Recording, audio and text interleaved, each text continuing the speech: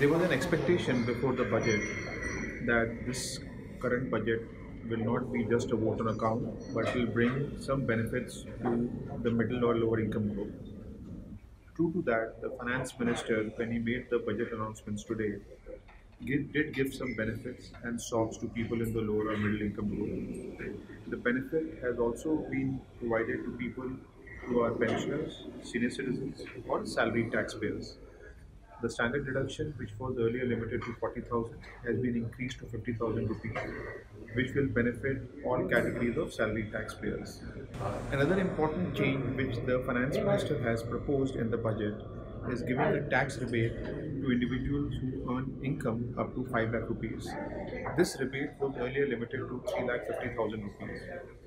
Now, under the proposed scheme, the for any person who qualifies as a resident taxpayer under the Indian tax laws and has net income up to 5 lakh rupees will not be paying any taxes and will be entitled to the rebate of 12,500 rupees, with including surcharge would come to 13,000 rupees.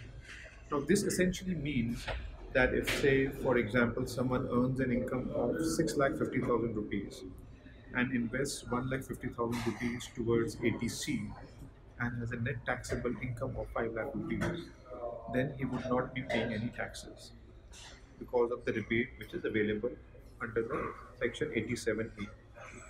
This is a welcome change, but one thing that needs to be borne in mind is that my income tax slabs have not changed. This is just a rebate which was earlier limited to 3 lakh 50,000, or currently which is limited to 3 lakh 50,000 is now being proposed to increase to 5 lakh rupees. Other important change was in the context of residential property and income from house properties. There is a provision that if anyone has more than one house properties, then only one can be treated as self-occupied. And in case the other property is not let out, it will be treated as deemed to be let out, and there is a notional rent which is added to the taxable income. The demand has been made since earlier that this notional rent should not be offered to tax because it is nothing but a notional income.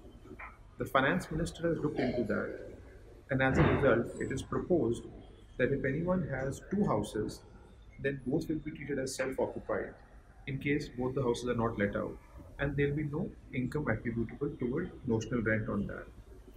However, if anyone has taken a loan against such properties, then the limit for the deduction of interest towards such a loan will remain pegged at 2 lakh rupees, which was there earlier also. The only difference in this is that earlier, if I had one house property which was self occupied and I was paying a loan of 2 lakh rupees on that, and there was another property on which again I was paying some loan which was treated as deemed to be let out, I could take a higher interest deduction. But in the proposal, it specifies that even though both the house properties will be treated as self-occupied, the aggregate loan amount or aggregate interest deduction toward the loan will remain pegged at 2 lakh rupees. Another important change is in the context of capital gains.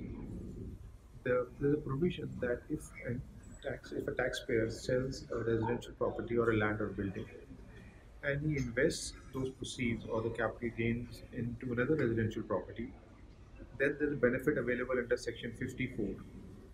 But the condition was that it should be only invested in one residential property. The finance minister has proposed to claim exemption under or claim reduction under section 54. It can be availed if your capital gains do not exceed 2 crores and invested in two residential property. But it should be done only once.